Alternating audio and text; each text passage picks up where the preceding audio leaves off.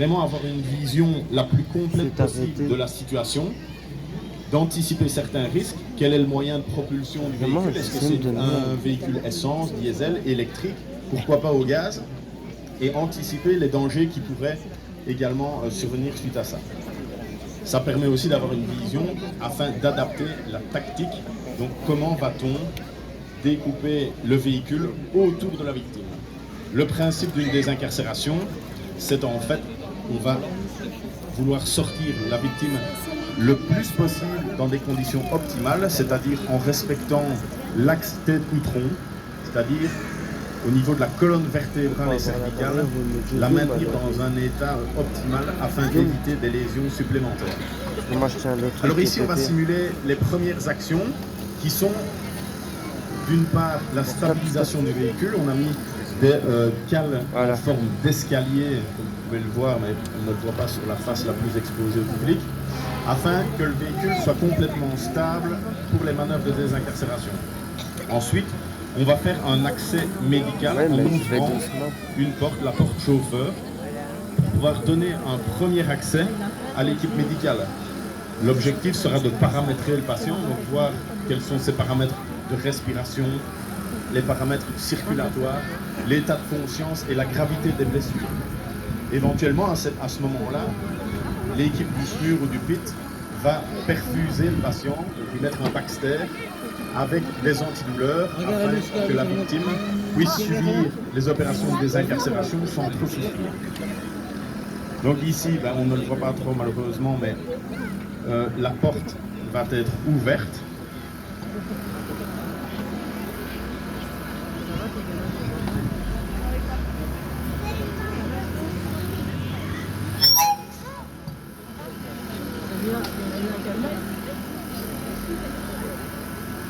Vous voyez que devant le véhicule accidenté, on a ce qu'on appelle le parc à matériel. On a établi une bâche afin que le matériel reste propre.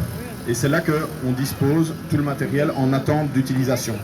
L'important sur une intervention, c'est d'être très organisé au niveau des fonctions des différents intervenants, mais aussi au niveau de l'ordre sur la zone.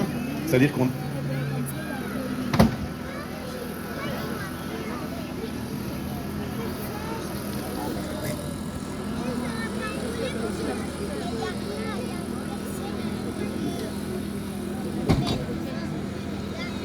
tirer la porte de la coche. De la porta, la que chiude la porta, la coche.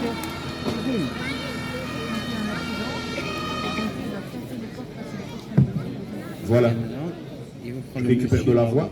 Donc une organisation au niveau matériel, donc là le parc à matériel, mais également au niveau des débris qu'on va découper petit à petit. Tout sera regroupé au même endroit afin de garantir un ordre sur les lieux de l'intervention. Alors si vous le voyez, sur le volant a été placé un protège airbag. En fait, il s'agit d'une couverture sanglée en textile très résistant qui va permettre d'absorber l'explosion de l'airbag s'il n'a pas encore explosé au moment de l'accident.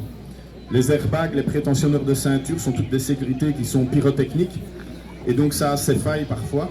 Et donc si l'airbag n'a pas sauté au moment de l'accident, on met cette protection afin d'éviter qu'il n'explose à la figure de la victime d'une part, mais aussi des intervenants, ce qui pouvait largement aggraver la situation. Vous voyez aussi qu'on a une espèce de plexiglas flexible, plastique, afin de protéger la victime de tout éclat. Au niveau de la désincarcération, vous voyez que le responsable de l'intervention a noté avec un crayon, avec un espèce de feutre, les endroits où vont se dérouler les coupes au niveau des montants du véhicule. Et alors le numéro 3, Monsieur Sécurité, va également s'occuper de faire du dégarnissage. Qu'est-ce qu'on entend par dégarnissage? Dans tous les véhicules, on a de plus en plus de sécurité, des airbags rideaux par exemple, ou alors d'autres appareils qui permettent le bon fonctionnement du véhicule. Et découper dans ces appareils pourrait amener des accidents. Donc à l'aide de tournevis et de différents outils prévus à cet effet, On dégarnit tous les plastiques par l'intérieur afin de vérifier qu'on coupe dans des zones safe. L'hôtel va me mettre un coup de pied derrière.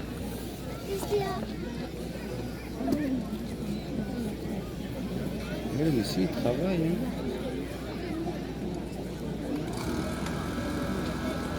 Il y a en permanence une coordination entre les secours médicaux et les secours pompiers. Chacun intervient l'un après l'autre et dans certains cas, après une analyse de risque, en parallèle.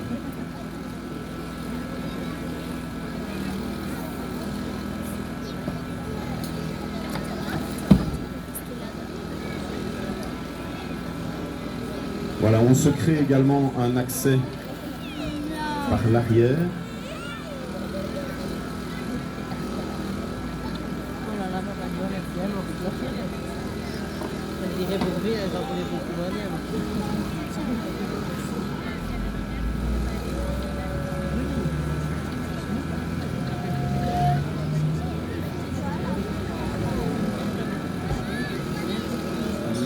Alors, les groupes hydrauliques, donc les outils que vous voyez sont des outils hydrauliques.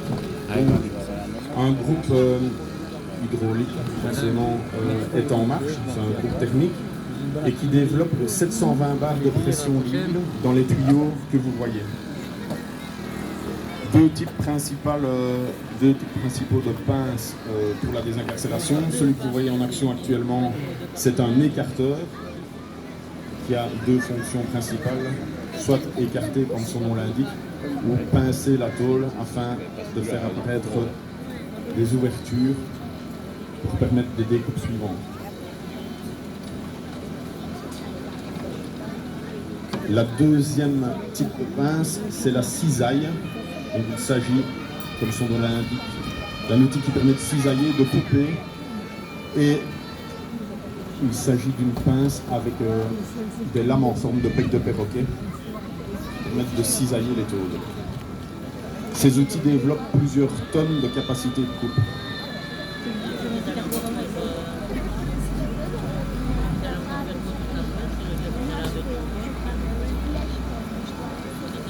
Voilà, quand je vous parle d'ordre, vous voyez que les vitrages sont cassés avant la découpe afin d'éviter les bris intempestifs et que ceux-ci ne tombent sur la victime ou aux abords de celle-ci. Donc on anticipe tout ça en les cassant préventivement.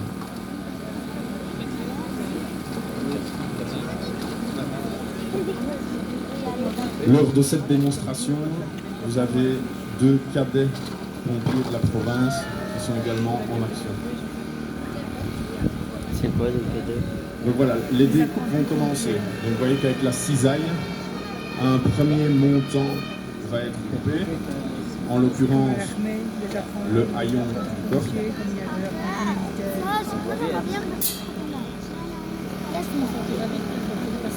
Le but est de se simplifier au maximum la vie pour extraire la victime dans les meilleures conditions.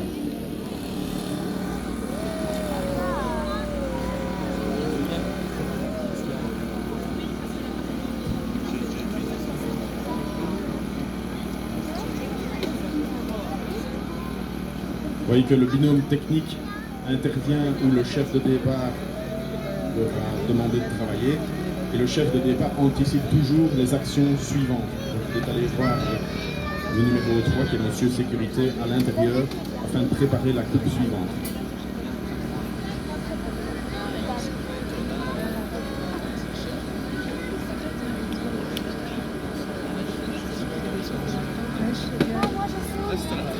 Voilà, donc le débris va être mis à un endroit adéquat dans la zone des débris. En fait, le PCI-SOP travaille dans les parcs industriels pour faire les compétences. Les arbres, on responsable. À chaque étape, entre chaque étape, on n'hésite pas à couper les groupes hydrauliques afin de vraiment faire régner le calme et le plus possible de sérénité sur l'intervention. Dans ce cas-ci, évidemment, c'est un exercice. Dans les cas réels, on est parfois confronté à des personnes qui sont fortement blessées et qui qu'il faut s'occuper vraiment précisément.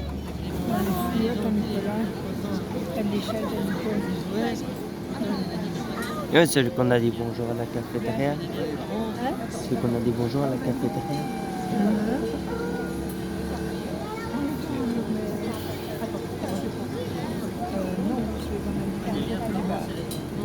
Eh ben, un café de robe, ça va. Alors le problème,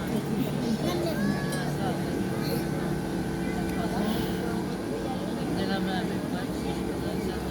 Alors le type de manœuvre qui va être présenté ici, c'est un dépavillonnage, c'est-à-dire qu'on va retirer complètement le toit afin de dégager de l'espace au-dessus de la victime et pouvoir l'extraire par la suite sur une planche, de nouveau afin de conserver le maximum l'axe tête outrée.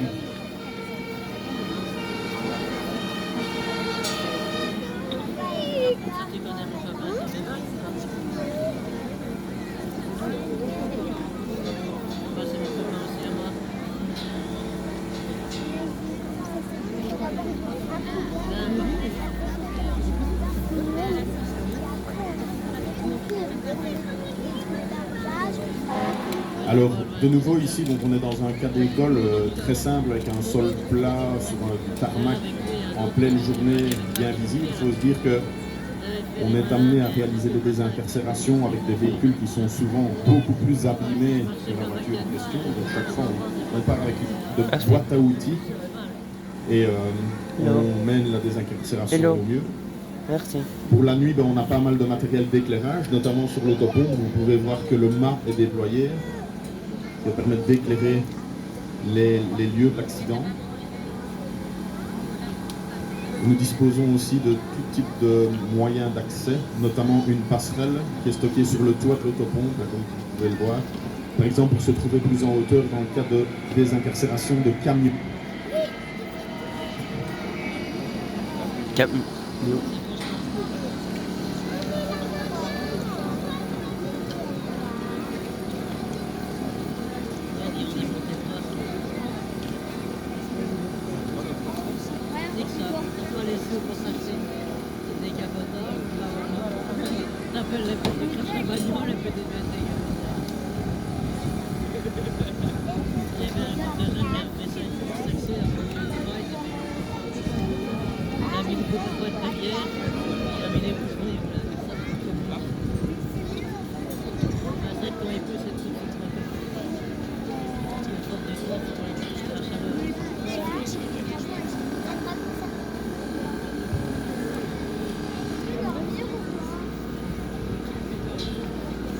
Voilà, vous voyez qu'en permanence, le chef de départ donne des instructions à son équipe technique ainsi qu'aux autres collaborateurs de l'intervention. On termine toujours, en tout cas le plus souvent possible, par le montant le plus proche de la victime afin d'être le moins possible impactant pour celle-ci, par sécurité. Ouais, tout le personnel est maintenant en train de supporter le toit du véhicule afin de le faire basculer. Je ne sais pas si vous mettez le feu à la voiture. Voilà, donc le toit est enlevé, il est basculé vers l'avant. Et donc maintenant, vous voyez que la victime est beaucoup plus accessible, notamment par le dessus du véhicule. On place toute une série de couvertures de protection afin de prévenir toute coupure au niveau des montants qui ont été précédemment coupés. Dans ces couvertures de protection, il y a des petits éléments qui permettent de se fixer, de rester bien stable pendant la suite des opérations. Alors là, on est en train de placer un équipement qu'on appelle le Fernoked. Il s'agit d'une espèce de coque pliable qu'on vient placer autour de la victime et qui permet vraiment de garantir ce fameux axe tête-poutron au moment de l'extraction sur la planche, comme vous allez le voir. Donc ça, c'est le médical qui s'en charge. Vous voyez que les pompiers se sont reculés. La zone est sécurisée, donc le médical peut y accéder et faire ses gestes médicaux de soins. Pendant ce temps-là, vous voyez que le chef de départ organise les étapes suivantes de nouveau pour extraire la victime dans les meilleures conditions. Vous voyez à l'arrière qu'on est en train de préparer la planche.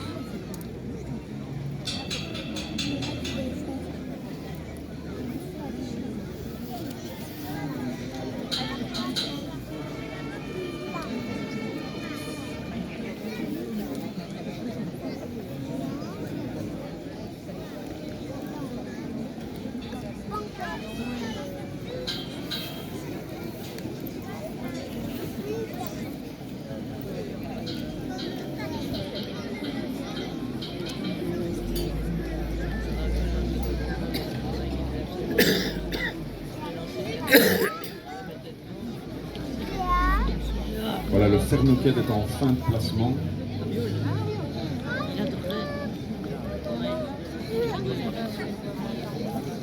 Le fernoquet, c'est comme un nouveau machin. C'est quoi? C'est comme une évolution, parce que c'est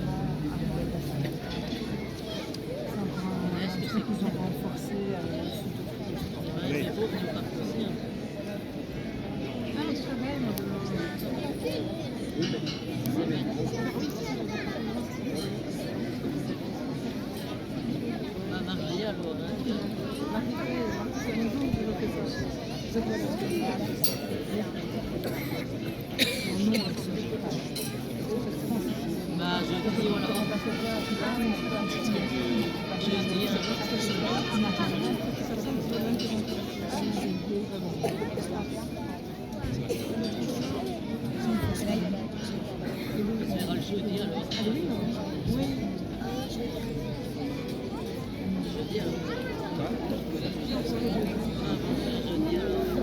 Alors un petit rappel citoyen au niveau des secours d'urgence. Le numéro d'urgence c'est le 112 évidemment, tout le monde commence à le connaître. Information importante à communiquer, rester le plus possible calme évidemment, pas toujours évident si on est nous-mêmes victimes. Donner son identité, la localisation la plus précise possible. Parce que parfois les préposés qui vont décrocher le téléphone ne sont pas spécialement habitués à la région que vous appelez. Soyez le plus précis possible. Comme ça les pompiers et les secours arriveront de la manière la plus efficace possible sur place et expliquer la situation. Alors voilà, la planche est engagée dans le dos de la victime. Le dossier est progressivement incliné et donc la victime va pouvoir être tractée sur celle-ci afin d'être évacuée.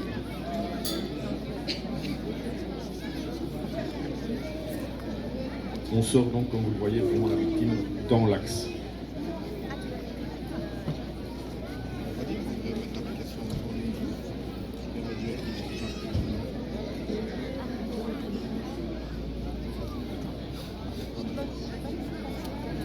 Voilà, et donc pour une désincarcération, l'objectif est atteint.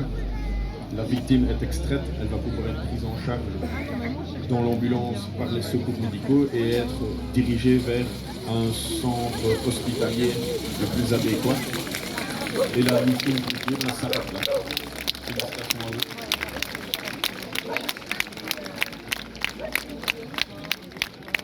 Donc voilà, donc, le temps de reconditionner le matériel et de préparer le feu de voiture dans une dizaine de minutes.